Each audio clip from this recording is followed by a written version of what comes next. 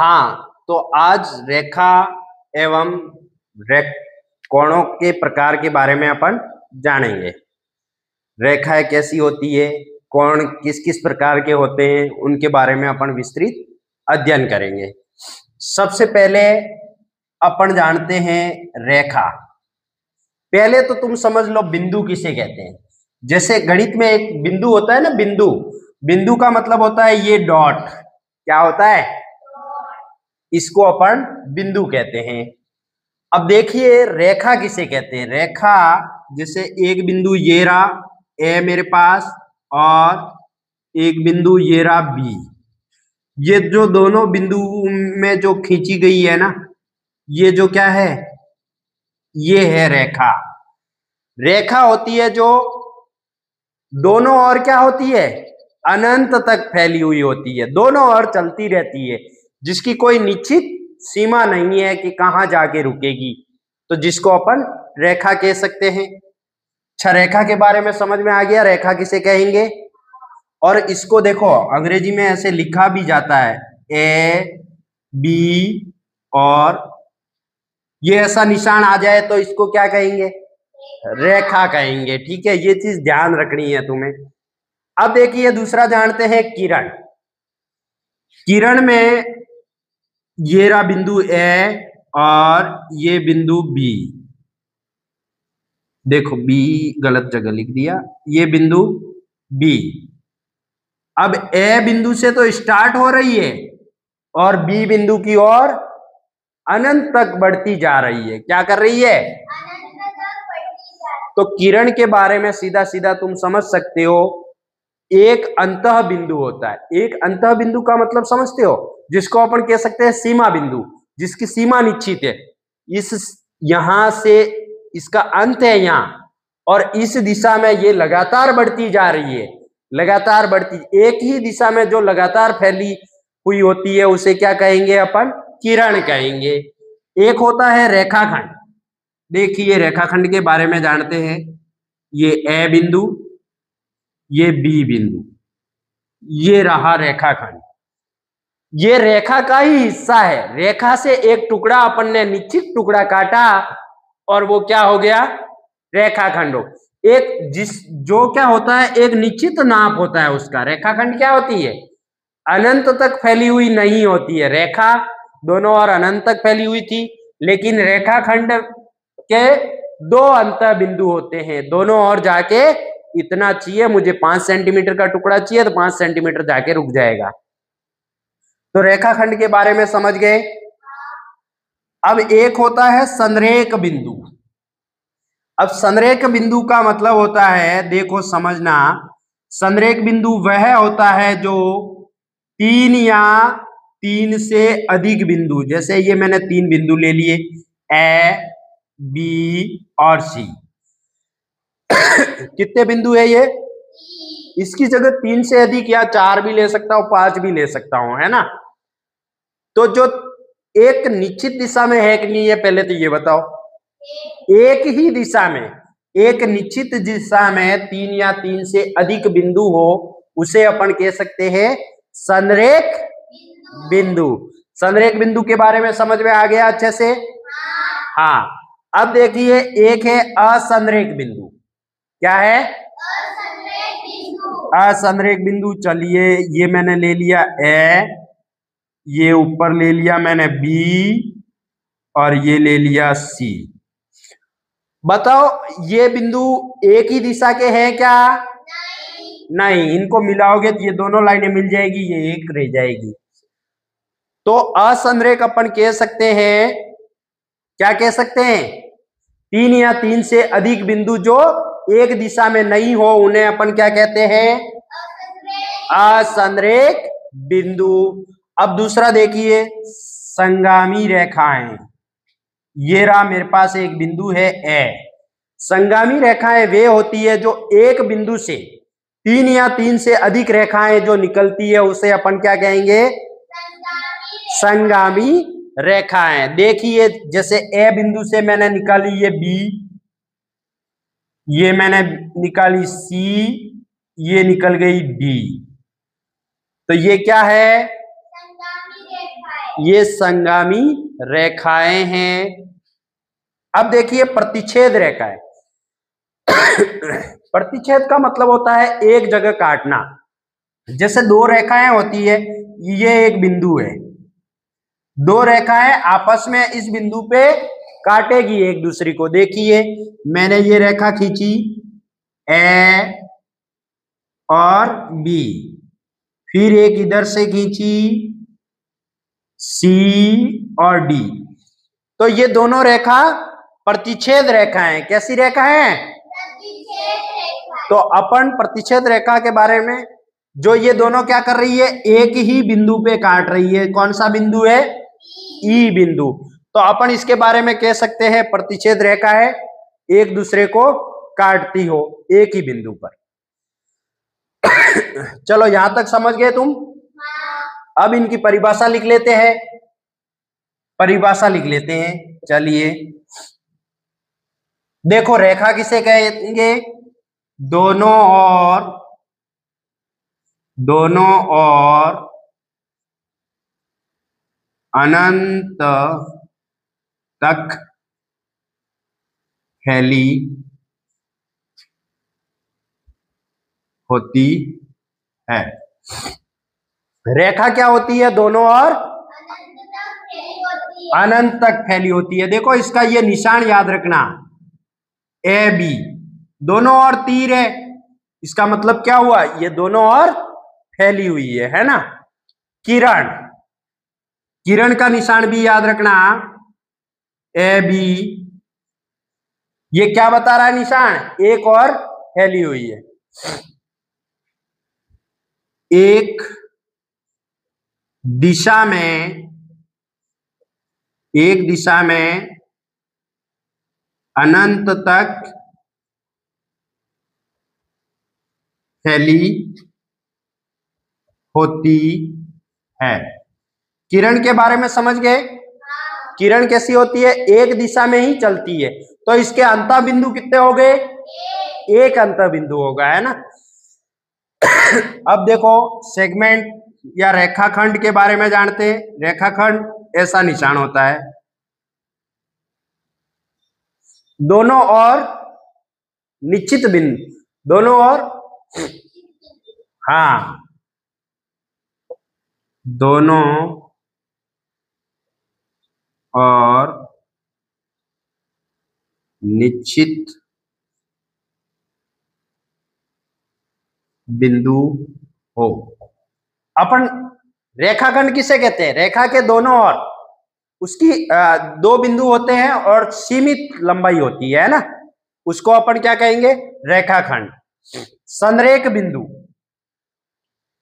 तीन या तीन से अधिक संरेख बिंदु अपन कहेंगे तीन या तीन से अधिक बिंदु एक ही दिशा में हो। तो संरेख के बारे में समझ गए, तीन या तीन से अधिक बिंदु हो और वो एक ही दिशा में हो। असंरेख बिंदु देखो, तीन या तीन से अधिक बिंदु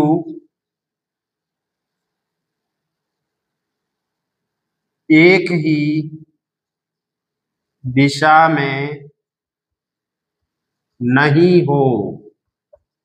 असंरेख को क्या कह सकते हैं? अधिक बिंदु एक ही दिशा में नहीं हो। देखिए अब अपन संगामी रेखा, तीन या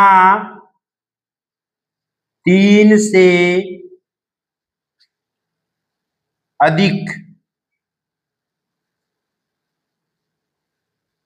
रेखा एक बिंदु पर आकर मिलती हो। मिलती है। देखो, संगामी रेखा क्या होती है? 3 या 3 से अधिक रेखाएं हो जो एक बिंदु पे आके मिलती हो। प्रतिच्छेद, दो रेखाएं किसी एक बिंदु पर आपस में काटती हो। समझ गए? प्रतिच्छेदी रेखाएं क्या होती है? दो रेखाएं किसी एक निश्चित बिंदु पर आपस में एक दूसरे को काटती है, उन्हें प्रतिच्छेद रेखाएं कहते हैं। चलिए, तो रेखाओं के बारे में तुम्हें अच्छे से समझ में आ गया। आगे अब जानते हैं अपन कोण। हाँ, तो देखिए, कोण किसे कहते हैं? किसी एक बिंदु से होकर खींची गई दो किरणों के बीच जो झुकाव होता है उसे कोण कहते हैं। देखो, झुकाव कैसे होता है दो बिंदुओं से, देखना। ये दो मार्कर है मेरे पास, ठीक है, ये दो लाइन है, जैसे ये रहा, ये एक कोण बन रहा है ना, ये झुकाव है। या मान लो इसको इस तरफ झुकाया, इस तरफ झुकाया, या कैसे भी झुकाओ, इन दोनों में जो झुकाव है ना वो क्या होता है? कोण होता है। ठीक है, समझ में आ गया? तो चलिए, कोण कौन कौन से होते हैं उनके बारे में जानते हैं। सबसे पहले अपने को पता होना चाहिए, देखो, पहला समकोण के बारे में। किसके? समकोण। देखिए, समकोण किसे कहते हैं? वह कोण जो 90 डिग्री का हो, 90 डिग्री का हो, उसे अपन क्या कहेंगे?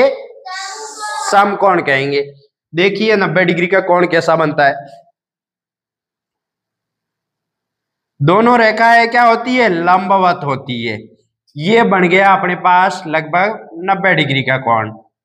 ए, बी और सी, ये कैसा कोण है? समकोण। कैसा कोण है?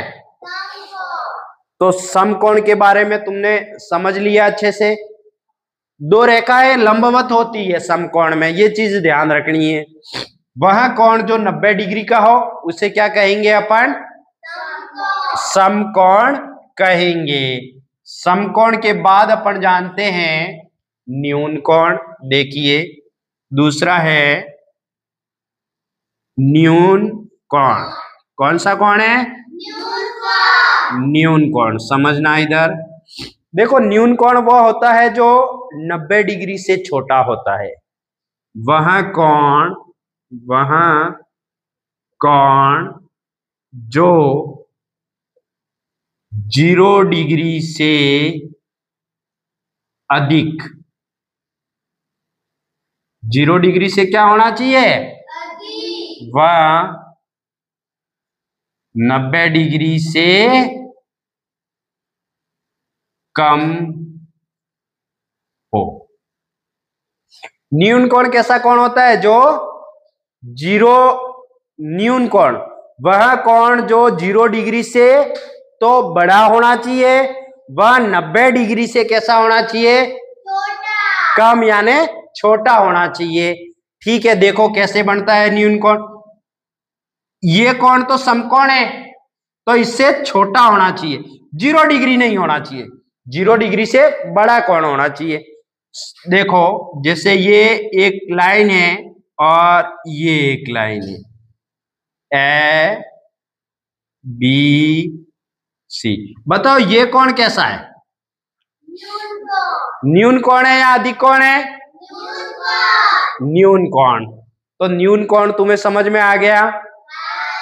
ठीक है, चलो इससे आगे जानते हैं अपन अधिक कोण के बारे में। क्या जानते हैं? तीसरा कोण होगा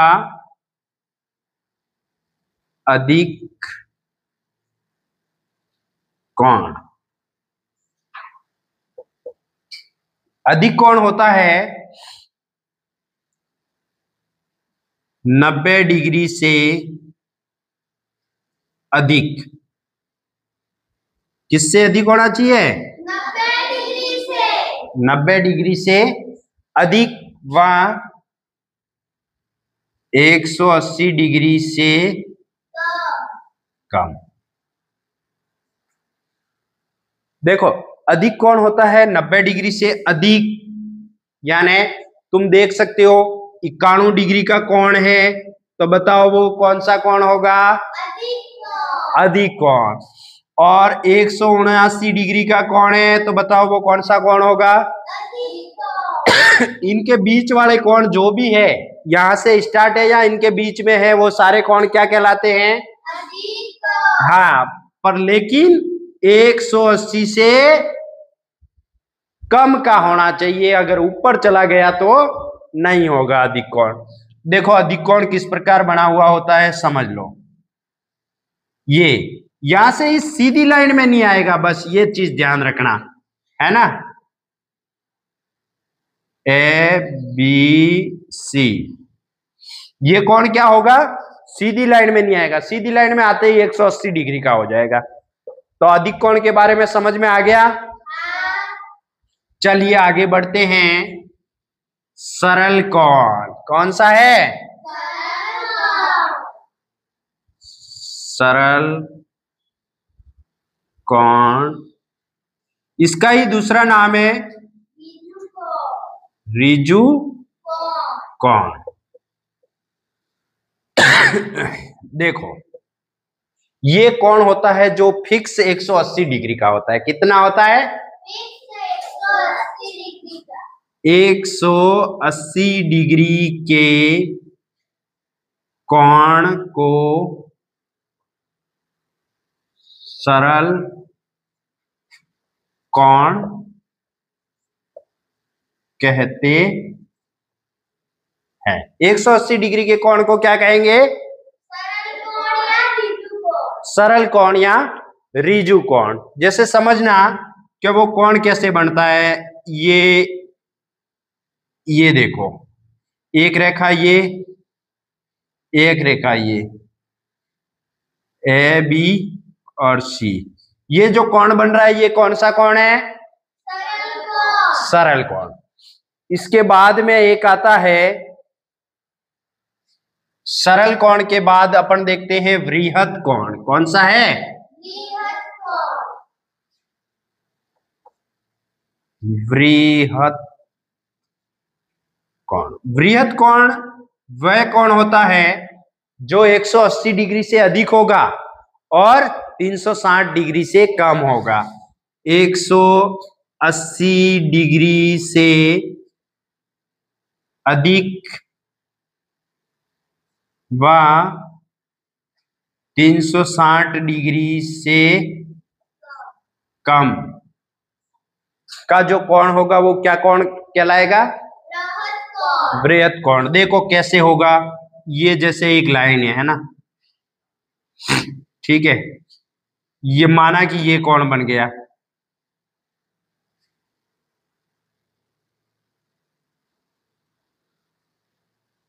ये कोण कौन सा है? वृहत कोण है। इसकी माप होती है, देखो 181 डिग्री से स्टार्ट हो जाता है और 359 डिग्री तक के जो कोण होंगे वो क्या कहलाएंगे?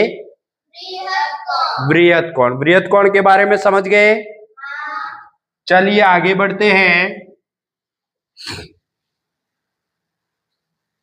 वृहत कोण के बाद में एक आता है पूर्ण कोण। कौन सा होता है? पूर्ण कोण मतलब जो पूरा हो जाता है। देखो पूर्ण कोण होता है 360 डिग्री के कोण को पूर्ण कोण कहते हैं। 360 डिग्री के कोण को क्या कहते हैं? पूर्ण कोण कहते हैं। समझना इधर, तुम्हारी ज्योमेट्री बॉक्स में एक डी पड़ा होगा, डी है ना, डी मतलब चांदा, एक चांदा ये और एक चांदा ये। जब दो चांदे मिला के अपन जो कोण बनाते हैं वो कौन सा होता है? पूर्ण कोण, जिसकी नाप कितनी होती है? अब समझना ये कैसे बना हुआ होगा। ये बिंदु है, यहां से इसको अपन कह सकते हैं ये है बी। ये कोण यहां से घूम के वापस लाइन इसके ऊपर आ गई सी। ये कोण कौन सा है? पूरा गोला बनाया है ना, तो कौन सा कहलाएगा? पूर्ण कोण। तो कोणों के बारे में तुम्हें समझ में आ गया। अब देखिए कुछ कोण होते हैं और जिसमें घड़ी का समय पूछ लेते हैं बहुत बार। क्या करते हैं? जैसे समझना, ये घड़ी बनाई है, या 12 बज रहे हैं या 6 बज रहे हैं, 3, 9। जब मिनट वाला कांटा 12 पे है और घंटे वाला कांटा 6 पे है, तो बताओ इसमें कितने डिग्री का कोण बन रहा है? 180 डिग्री। तो अपन कह सकते हैं जब घड़ी में, अपनी घड़ी में फिक्स 6 बज रहे हैं तो कौन सा कोण बनेगा? सरल कोण या रिजु कोण। चलिए अपन देख सकते हैं। अब बताइए घड़ी में क्या समय हो रहा है? 9 बज रहे। घड़ी में 9 बज रही है, तो अपने को पूछ लिया फिक्स 9 बजे, बताओ कौन सा कोण बनेगा? तो अपन बता सकते हैं ना कौन सा कोण बन रहा है? समकोण बन रहा है। चलो अच्छी बात है, समझ में आ गया। अब इधर देखिए कितनी बज रही है घड़ी में? 3। अब वो पूछ ले कि बताइए 3 बजे कौन सा कोण बन रहा है, तो तुम बता दोगे कौन सा कोण बन रहा है? समकोण। Very good.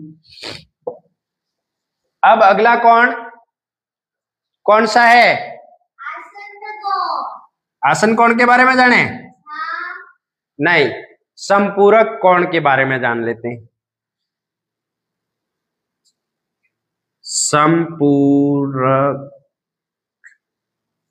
संपूरक कोण। अच्छा, इससे पहले मैंने तुम्हें संपूरक कोण के बारे में बताया था ना। संपूरक कोण क्या होता है?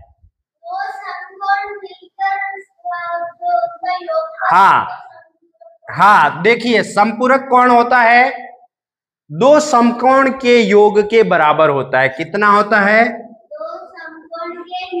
दो समकोण के योग के बराबर, यानी दूसरा इसको अपन क्या कह सकते हैं? 180 डिग्री।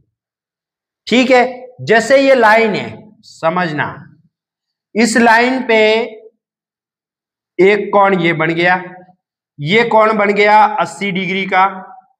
कितने डिग्री का बन गया? तो इसका संपूरक कोण कितना डिग्री होगा? 100 डिग्री। कितना होगा?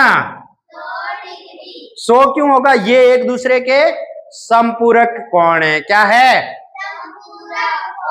एक दूसरे के संपूरक कोण है।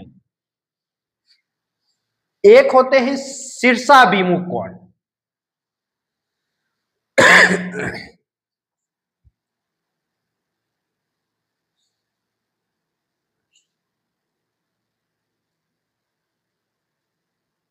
शीर्षाभिमुख कोण है ना।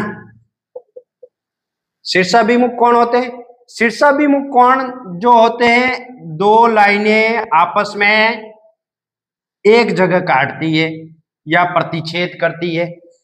तो शीर्षाभिमुख कोण में क्या होता है? जिसके आमने सामने के कोण क्या होंगे? बराबर। जिसके आमने सामने के कोण बराबर होंगे, है ना, उनको अपन शीर्षाभिमुख कोण कह सकते हैं। तो चलो कोण से संबंधित किस टाइप के प्रश्न आएंगे वो अपन अगली क्लास में जानेंगे। तो आज कोण के बारे में तुम्हें अच्छे से समझ में आ गया? चलिए मिलते हैं नेक्स्ट वीडियो में। इनका प्रयोग कैसे करते हैं